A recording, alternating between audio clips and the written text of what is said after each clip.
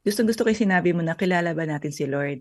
Kasi Mm. nga, for example, yung mga kasamahan natin sa negosyo, Mm. nagtitiwala tayo sa advice nila dahil ano yun, kilala natin sila. So, Oo.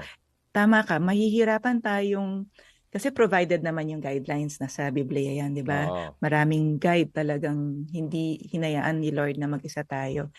Yun nga lang, kung hindi natin alam yung attributes niya, hindi Mm. natin siya nakikilala by spending more time knowing Him through the Word, tama ka. Ba't ako magtitiwala kay Lord? 'Di ba? Oo.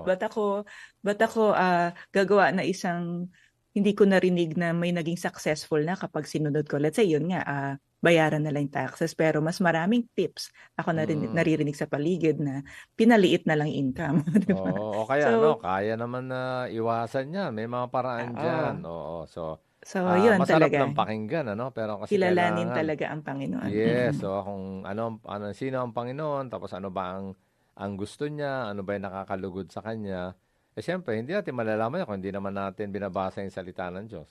Mm. So, nami-miss out natin yung leading din niya. Minsan Mm. siya magsasabi, kausapin mo tong tao na to, Oo, or yes. magpalit ka na lang ng firm, kung anong, may Correct, mga correct. advice siya Oo. na it's always for our best. Correct. Oo.